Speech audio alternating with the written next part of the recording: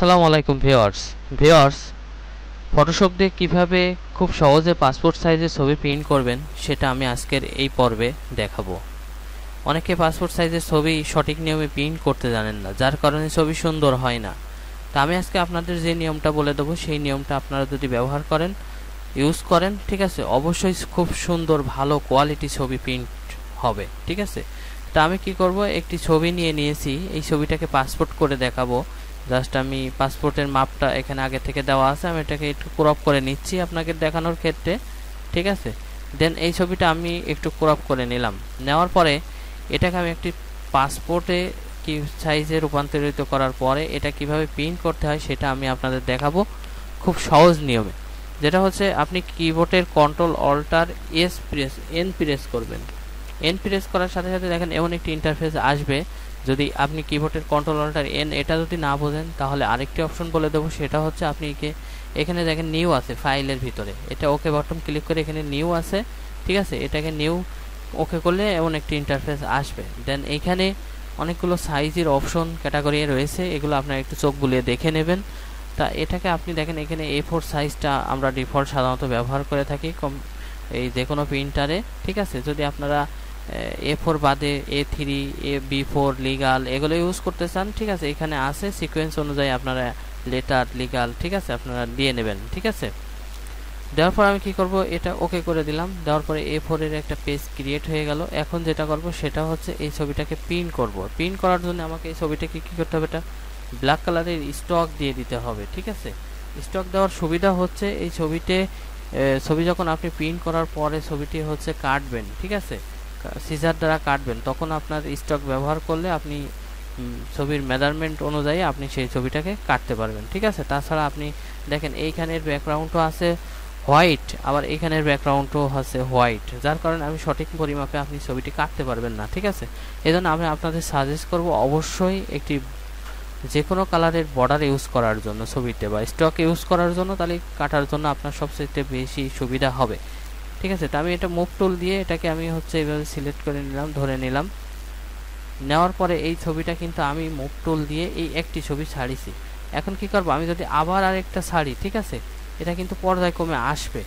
এ দেখেন আসছে, কিন্তু আমি যে প্রথমে যে ছবিটি ছাড়িছি, ঠিক আছে, সেটা তো একটা মেজারমেন্টের উপরে বসে আছে। ঠিক আছে, এই মেজারমেন্টটা থাকবে না, যার কারণে আরেকটা ছবি এইখান থেকে ড্র্যাগ করে নিয়ে আসে মুভ টুল দিয়ে নেওয়ার দরকার নেই, ওই একটা ছবি দিয়েই নিয়ে সুন্দর মেজারমেন্টে বসবে। সেটা আমরা হচ্ছে দেখিয়ে দিচ্ছি, দেখেন কিভাবে।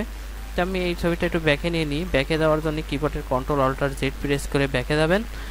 ব্যাকে দেওয়ার পরে এবার যেটা করব সেটা হচ্ছে এই ছবিটাকে আমরা হচ্ছে অল্টার প্রেস করে শিফট অল্টার, কিবোর্ডের শিফট অল্টার যদি প্রেস করি, দেখেন এখানে মাউসের বারটা কিন্তু চেঞ্জ হয়ে যাচ্ছে। ঠিক আছে, তো চেঞ্জ হয়ে যাচ্ছে।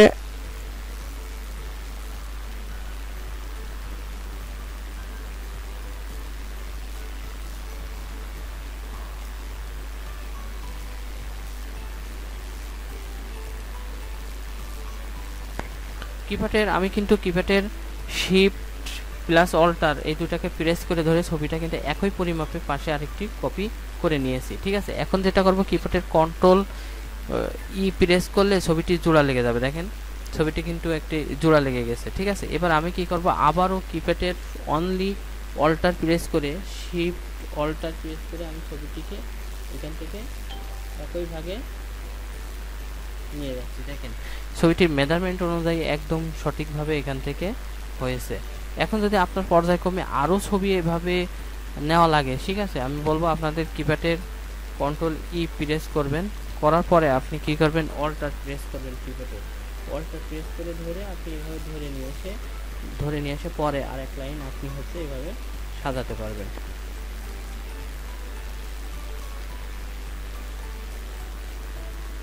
এভাবে কিন্তু আপনি এভাবে সাজাতে পারবেন। দেখেন পর্যায়ক্রমে আবার আরেক লাইন সাজাচ্ছি। আপনার এনি ওয়ান যত কপি লাগে, সাধারণত 20টা ছবি এই লাইনে ধরে, 5 লাইন। ঠিক আছে, আপনি ওইভাবে সাজায় নেবেন। নেওয়ার পরে দেখেন এটাকে প্রিন্ট করবেন কিভাবে। A4টা প্রিন্ট করার জন্য আপনাকে যেটা করতে হবে সেটা হচ্ছে কন্ট্রোল P প্রেস করবেন। ঠিক আছে, দেখেন আমি কিপ্যাডের কন্ট্রোল P প্রেস করে দিচ্ছি। এই দেখেন কিপ্যাডের কন্ট্রোল পি প্রেস করছি। প্রেস করার পরে এখন যেটা করবো সেটা হচ্ছে পেজ সেটআপ। পেজ সেটআপের এখানে দেখেন লেখা রয়েছে। আমি যেহেতু প্রথমেই A4 সাইজের একটা পেজ নিয়েছি, কিন্তু প্রিন্ট করার অপশনটি কিন্তু আলাদা। আপনি যখন প্রিন্ট করবেন এখানে যদি A4টা না সিলেক্ট করে দেন, দেন আপনার পেজ প্রিন্টারে মানে প্রিন্ট যে ছবি আপনি যেই সাইজ অনুযায়ী পাসপোর্ট সাইজের ছবি প্রিন্ট দেবেন ওই অনুযায়ী কিন্তু প্রিন্ট হবে না। ঠিক আছে, যার কারণে আপনাকে আরেকটু দেখাই দিই। কিপ্যাডে কন্ট্রোল পি প্রেস করে দিয়ে এই একটি অপশন চলে আসলো। আসার আসার পরে কি করবেন, এই যে পেজ সেটআপ, পেজ সেটআপে আসার পরে এখানে যে হচ্ছে লেটার আছে এটাকে আপনি A4 করে দেবেন। দেওয়ার পরে এখন যেটা করবেন সেটা হচ্ছে দেওয়ার পরে এখন কি করবেন সেটা হচ্ছে যে আপনি হচ্ছে এই ছবিটা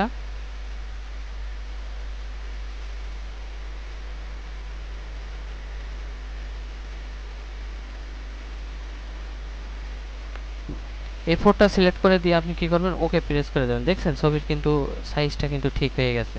এখন যেটা করতে হবে সেটা হচ্ছে এই যে সেন্টার ইমেজ, এই সেন্টার ইমেজে এখানে টিকটা তুলে দিয়ে এখানে যদি একাধিক অন্য কালার থেকে থাকে অন্য কোনো ইস্যু থেকে থাকে আপনি এটাকে 0 করে দেবেন। ঠিক আছে, দেওয়ার পরে আপনি কি করবেন, প্রিন্ট দেবেন। দেওয়ার পরে প্রিন্টার অপশন, এখানে প্রিন্টার অপশন চলে আসবে। আসার পরে আপনি প্রপার্টিসে যাবেন। প্রপার্টিসে আসার পরে এইখানে দেখেন একটি সিস্টেম চলে আসবে হচ্ছে যে প্রিন্টার দেবেন ওই প্রিন্টারের এখানে প্রিন্টার গ্লোসি চলে আসবে, ইপসন প্রিন্টার গ্লোসি। ঠিক আছে, ক্যানন প্রিন্টার গ্লোসি, ওটা আপনি সিলেক্ট করে দেবেন। দেওয়ার পরে এখানে ওকে করে দেবেন। দেওয়ার পরে আপনি সুন্দরভাবে এটাকে প্রিন্ট করে দিলে প্রিন্ট হয়ে যাবে। ঠিক আছে, তো ভিউয়ার্স মূলত ছিল আজকের এই ভিডিওটি যদি ভালো লাগে থাকে অবশ্যই একটি লাইক দিবেন। কেমন হলো আমাকে অবশ্যই জানাবেন। আর আমার চ্যানেলটি সাবস্ক্রাইব করে রাখুন যাতে এইরকম প্রয়োজনীয় ভিডিও আপনার নোটিফিকেশন বারে আমার ভিডিও পৌঁছে যায়। তো ভিউয়ার্স সবাই ভালো থাকবেন, আজ এই পর্যন্তই। নেক্সট পরবর্তী কোনো ভিডিও নিয়ে আপনাদের সামনে আবার হাজির হবো ইনশাআল্লাহ। সবাই ভালো থাকবেন। আসসালামু